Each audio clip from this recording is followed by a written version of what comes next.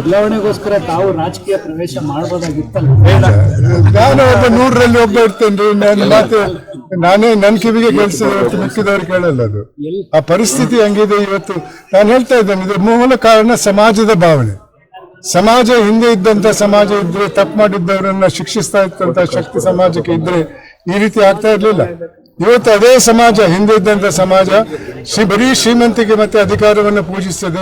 ಯಾವ ರೀತಿಯಲ್ಲಿ ಶ್ರೀಮಂತನಾದ, ಯಾವ ರೀತಿಯಲ್ಲಿ ಅಧಿಕಾರಕ್ಕೆ ಬಂದ ಅನ್ನೋ ವಿಚಾರದಲ್ಲಿ ಯಾವ ಗೊಡವೇನಿಲ್ಲ. ಹಣ ಕೊಟ್ಟು ಬರ್ತಾರೆ, ಮತ್ತೆ ಏನಾದ್ರು ಲಂಚ ತಗೊಂಡ್ರೆ, ಯಾಕೆ ಲಂಚ ತಗೊಂಡ್ರೆ ಏನಿದೆ, ಬಿಟ್ಟು ಬಂದಿದ್ದಾನೆ, ಕೊಟ್ಟು ಬಂದಿದ್ದಾನೆ ಅಂತಾರೆ. ಹೌದು, ಖಂಡಿತವಾಗಿ ಆಗ್ತದೆ. ನೇಪಾಳಲ್ಲಿ ಏನಾಯ್ತು? ನಾವು ಮಿಕ್ಕಿದ ದೇಶದ ಹೆಸರು ಹೇಳಕ್ಕೆ ಹೋಗಲ್ಲ, ಅದ್ರಲ್ಲಿ ಇದಾಗ್ತದೆ. ಪಕ್ಕದ ದೇಶದಲ್ಲಿ ಅದೇ ರೀತಿ ಆಗಿದೆ. ಖಂಡಿತ ನೀವು ಸುಮ್ಗಿದ್ರೆ ಅದೇ ರೀತಿ ಆಗ್ತದೆ. ಮತ್ತೆ ನೀವು ಇರಲ್ಲ, ಮಾಧ್ಯಮದವ್ರು ಮೊದಲು ಇರ್ತೈತೆ, ಅದನ್ನ ತಿನ್ನುವರು. ಸರಿ, ಯುವಕರು ಮತ್ತು ಹೊಸವರು ರಾಜಕೀಯಕ್ಕೆ ಎಂಟ್ರಿ ಕೊಡೋದು ಏನ್ ಸಲಹೆ ಕೊಡ್ತಾರೆ? ನೋಡಿ, ಪ್ರಜಾಪ್ರಭುತ್ವದಲ್ಲಿ ರಾಜಕೀಯ ಅನ್ನೋದು ಬಹಳ ಮುಖ್ಯವಾದ ವಿಚಾರ.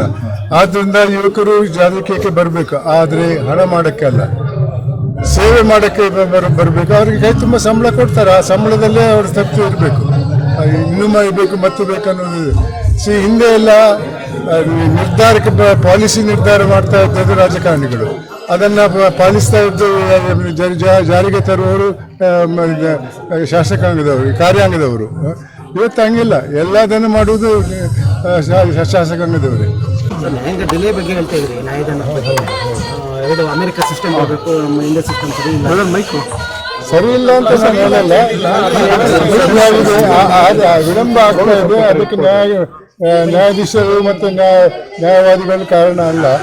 ಯಾಕಂದರೆ ಇದು ಭಾಳಷ್ಟು ಸ್ಪೆಕ್ಯುಲೇಟಿವ್ ಲಿಟಿಗೇಷನ್ ಅಂತೀವಿ ನಾವು, ಅದರ ಸಂಖ್ಯೆ ಭಾಳ ಜಾಸ್ತಿ ಆಗಿದೆ. ಅಲ್ಲಿ ಕಕ್ಷಿಗಾರರಿಗೆ ಗೊತ್ತಿದೆ ನಾವು ಗೆಲ್ಲಲ್ಲ ಅಂತ ಗೊತ್ತಿದ್ರು ಕೂಡ ಮತ್ತು ಬರ್ತಾರೆ, ಸಮಯ ಜಾಸ್ತಿ ಹೋಗಬೇಕು, ನಮಗೆ ಟೈಮ್ ಬೇಕು ಅಂತ. ಒಬ್ಬೊಬ್ಬರಿಗೆ ಒಂದೊಂದು ಕೋರ್ಟಲ್ಲಿ 15 ವರ್ಷ, ಇನ್ನೊಂದು ಕೋರ್ಟಲ್ಲಿ 15 ವರ್ಷ ಅಂತ ಹೋದರೆ ನ್ಯಾಯಕ್ಕೆ ಬೆಲೆ ಇರಲ್ಲ ಅನ್ನೋದು ನನ್ನ ವಿಚಾರ. ಆದ್ದರಿಂದ ಇದಕ್ಕೊಂದು ಪರಿಹಾರಕ್ಕೂ ಹುಡುಕಬೇಕು ನಾವು. ನ್ಯಾಯವಾದಿಗಳು ಕೂಡ ನಮ್ಮ ಜೊತೆ ಕೈ ಹೊಡಬೇಕು ಅನ್ನೋದು ನನ್ನ ವಿಚಾರ. ಯಾಕಂದರೆ ಇವಾಗ ಡೆಲ್ಲಿ, ಕಲ್ಕಡದಲ್ಲೆಲ್ಲ ಕಮರ್ಷಿಯಲ್ ಸಿಟೀಸಲ್ಲಿ ಭೂಗತ ಪಾತಕಿಗಳು ಈ ಪಾತ್ರ ವಹಿಸ್ತಾ ಇದ್ದಾರೆ. ಇವಾಗ ಒಬ್ಬ ಕ್ಲೈಂಟಿಗೆ ಹೋಗಿ ಕೇಳ್ತಾರೆ, ಈ ಕೇಸ್ ಮುಗಿಬೇಕು ಇವತ್ತೇ ಅಂತ. ಹೌದು ಅಂದರೆ ಎಷ್ಟು ಕೊಡಿ ಅಂತಾರೆ. ಹಣ ತಗೊಂಡು ಅಪೋಸಿಷನ್ ಹತ್ರ ಹೋಗಿ ಹೇಳ್ತಾರೆ, ನೀವು ಒಪ್ಪದೇ ಇದ್ದರೆ ಮಗಳನ್ನ ಕಿಡ್ನ್ಯಾಪ್ ಮಾಡ್ತೇವೆ, ಮಗಳನ್ನ ಕಿಡ್ನ್ಯಾಪ್ ಮಾಡ್ತೇವೆ, ಮಗಳನ್ನ ಮರ್ಡರ್ ಮಾಡ್ತೇವೆ ಅಂತ ಹೆದರಿಸ್ತಾರೆ. ಅವಾಗ ಒಪ್ಪಲೇಬೇಕಾಗ್ತದೆ. ಆ ಸಮಸ್ಯೆ ಬರಬಾರ್ದು ಅನ್ನೋ ಹಿನ್ನೆಲೆಯಲ್ಲಿ ನಾನು ಈ ಮಾತು ಹೇಳ್ತಾ ಇದ್ದೇನೆ. ಇಲ್ಲದ್ರೂ ಕೂಡ ಕಾನೂನು ಭಾಳಷ್ಟು ಡಿಲೇ ಆದರೆ ಅದಕ್ಕೆ ಬೆಲೆ ಇರಲ್ಲ ಅನ್ನೋದು ವಿಚಾರ. ಅದರಲ್ಲಿ ಲಾಯರು, ನ್ಯಾಯಾಧೀಶರ ಪಾತ್ರ ಎಲ್ಲ ಜಾಸ್ತಿ ಇದೆ, ಅದಕ್ಕಾಗಿ ಹೇಳಿದೆ. ಸರ್ಕಾರಗಳು ಕೂಡ ನ್ಯಾಯಾಂಗದ ಮೇಲೆ ಒತ್ತಡ ಇರ್ತದೆ. ಸರ್ಕಾರದವರು ಎಲ್ಲೂ ಏನೂ ಸರಿಯಾಗಿ ಮಾಡ್ತಾ ಇಲ್ಲ, ಅದು ಇದರಲ್ಲಿ ಮಾಡ್ತಾ ಇದ್ದಾರೆ ಅಂತ ನಾನು ಹೇಳಕ್ಕೆ ಬಯಸುವುದಿಲ್ಲ. ಇವತ್ತಿನ ಪರಿಸ್ಥಿತಿ ಹಂಗಿದೆ. ಯಾವುದೇ ಒಂದು ಹುದ್ದೆಗೆ ಕೊಡಬೇಕಾದಂಥ ಸಂಭಾವನೆ ಕೊಡುವ ಶಕ್ತಿ ಸರ್ಕಾರದಲ್ಲಿ ಇಲ್ಲ ಅಂತ ನಾನು ತಿಳ್ಕೊಂಡಿದ್ದೇನೆ. ಸುಮಾರು 7,000ಕ್ಕೂ ಜಾಸ್ತಿ ಕೋರ್ಟ್ಗಳನ್ನು, ಶಾಲೆಗಳನ್ನು ಮುಚ್ತಾರಂತೆ. ಇದನ್ನೆಲ್ಲ ನೋಡುವಾಗ ಯಾವ ರೀತಿಯಲ್ಲಿ ಮುಂದೆ ಜನರಿಗೆ ಸಹಾಯ ಆಗ್ಬೋದು ಅನ್ನೋದ್ರಲ್ಲಿ ಸಂಶಯ ಬರ್ತದೆ. ರಾಜಕೀಯ ಬೆಳವಣಿಗೆ ಏನಿಸುತ್ತೆ ಸರ್? ಬರೀ ಕುರ್ಚಿ ಕಿತ್ತಾಟದಲ್ಲಿ ನನ್ನ ಅನಿಸಿಕೆಯಲ್ಲಿ ಇವತ್ತು ರಾಜಕೀಯ ಅನ್ನೋದೊಂದು ವೃತ್ತಿಯಾಗಿದೆ, ಅದು ಸೇವೆ ಅಲ್ಲ. ಹಿಂದೆ ಸಂವಿಧಾನದಲ್ಲಿ ರಾಜಕೀಯವನ್ನು ಸೃಷ್ಟಿ ಮಾಡಿದಾಗ ಅದೊಂದು ಸೇವೆ ಆಗಿತ್ತು, ಜನರ ಸೇವೆಗಾಗಿ ಬರ್ತಾ ಇದ್ರೆ. 70ನೇ ಇಸ್ವಿವರೆಗೆ ₹1 ಸಂಬಳ ಇರಲಿಲ್ಲ. ತದನಂತರ ಇವಾಗ ಸಂಬಳಗಳು IAS ಅಧಿಕಾರಿ, ಸುಪ್ರೀಂ ಕೋರ್ಟ್ ಜಡ್ಜ್ ಸಂಬಳಕ್ಕೆ ಸೀಮಿತವಾದದ್ದಿದೆ. ಆದರೂ ಕೂಡ ಮತ್ತು ಮಾಡಬೇಕು ಅನ್ನುವ. ಇತ್ತೀಚೆಗೆ ಒಂದು ಪೇಪರಲ್ಲಿ ಓದಿದೆ, ಪ್ರತಿಯೊಬ್ಬ MLA ಸರಾಸರಿ ಅಸೆಟ್ಸನ್ನು ಕಂಡ್ರೆ ₹60 ಕೋಟಿ ಅಂದರೆ ಕಮ್ಮಿ ಅಂದರೆ 60 ಕೋಟಿ ಅಂತ MLAಗಳ ಇದು.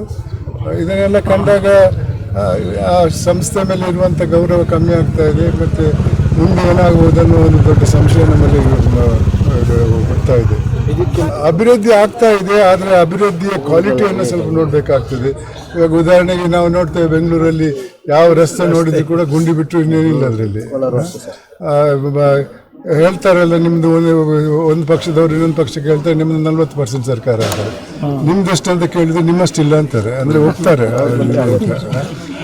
ಗುಂಡಿ ಎಲ್ಲ ನೋಡಿದ್ರೆ ಯಾಕೆ ಸರಿ ಮಾಡಿಲ್ಲ ಅಂದರೆ ನಮ್ಮ ಮಾಡಿದ್ದೆಲ್ಲ ಹಿಂದಿನ ಪಕ್ಷ ಮಾಡಿದ್ದಂತಾರೆ. ಜನರಿಗೆ ಆಗೋ ಕಷ್ಟದ ಬಗ್ಗೆ ಯಾರಿಗೆ ಗೊತ್ತು? ಅದರಿಂದ ನನ್ನ ಅನಿಸಿಕೆಯಲ್ಲಿ ರಾಜಕೀಯಕ್ಕೆ ಬರುವವರು ಬರೀ ವಿಧಾನಸೌಧದ ಒಳಗಡೆ ಕೂತ್ಕೊಂಡು ಮಾತ್ರ ಮಾತಾಡಬೇಕು ಹೊರತು ಮಿಕ್ಕಿದ್ರಲ್ಲಿ ಕೈವಾಡ ಮಾಡಬಾರ್ದು. ಸರ್, ಲೋಕಾಯುಕ್ತ ತನಿಖಾ ಸಂಸ್ಥೆ ಇದ್ರು ಕೂಡ ಯಾರಿಗೂ ಇದುವರೆಗೂ ಶಿಕ್ಷೆ ಕೂಡ ಆಗಿಲ್ಲ ಸರ್. ಅದು ನನ್ನ ಕಾಲದಲ್ಲಿ ಹಾಗೇನೆ ಇತ್ತು ರೀ. ಒಂದೊಂದು ಕೋರ್ಟಲ್ಲಿ ಶಿಕ್ಷೆ ಆಗಬೇಕಾದ್ರೆ 25-30 ವರ್ಷ ಬೇಕು. ಅವಾಗ ಲೋಕಾಯುಕ್ತರು ಇರ್ತಾರೆ ಇಲ್ವೋ ಅಂತ ಗೊತ್ತಿಲ್ಲ. ನನ್ನ ಸಮಯದಲ್ಲಿ ಆದದ್ದು ಕೂಡ ಇನ್ನೂ ತೀರ್ಪು ಮೊದಲನೇ ಕೋರ್ಟಿಂದ ಆಗಿಲ್ಲ. ನಿಮ್ಮ ಪ್ರಯತ್ನ ಸಾಕಾಗಿಲ್ಲ ಸರ್? ನಿಮ್ಮ ಎಷ್ಟು ಪ್ರಯತ್ನ ಆಗಿದೆ ಅದು ಮುಂದೆ ಪ್ರಯತ್ನ ಮಾಡಿದ್ದೇವೆ. ನನ್ನ ಜೊತೆ ಬಹಳ ಉತ್ತಮವಾದ ಅಧಿಕಾರಿಗಳಿದ್ದರು, ಅದರಿಂದ ಆ ಪ್ರಯತ್ನ ಮಾಡೋಕ್ಕೆ ಸಾಧ್ಯವಾಯಿತು. ಆದರೆ ಇದರ ಪ್ರಯೋಜನ ಪ್ರತಿಫಲ ಕಾಣ್ತಾ ಇಲ್ಲ. ಸರ್, ಇತ್ತೀಚೆಗೆ ಇನ್ನೊಂದು ಸ್ಟಾರ್ಟ್ ಆಗಿದೆ ಸರ್, ಈ ಕರಪ್ಷನ್ಸ್. ಮೊದಲೆಲ್ಲ ಹ್ಯಾಂಡಲ್ಲೇ ತಗೋತಾ ಇದ್ರು, ಅಧಿಕಾರಿಗಳಿಗೆಲ್ಲ PhonePe, Google Pay, online ಅಲ್ಲ, ಇದು ಆಗ್ತಾ ಇದೆ. ಅವ್ರು ಮಾಡರ್ನೈಸ್ ಮಾಡ್ತಾ ಇದ್ದಾರೆ. ಎಲ್ಲ ಲೋಕಾಯುಕ್ತರು ಕೂಡ ಪಾಪ ರೈಡ್ ಮಾಡಿದಾಗೆಲ್ಲ ಸರ್ ಅವರು ಅದಕ್ಕೆ ಏನೇನೋ ರೀಸನ್ಸ್ ಕೊಡ್ತಾರೆ. ಅದೇ ಇದು ಅಂದರೆ ಪ್ರಯತ್ನದ ಪ್ರತಿಫಲ ಬರ್ತಾ ಇಲ್ಲ ಅನ್ನೋದು ನಂಗೆ ಕಾಣಿಸ್ತದೆ.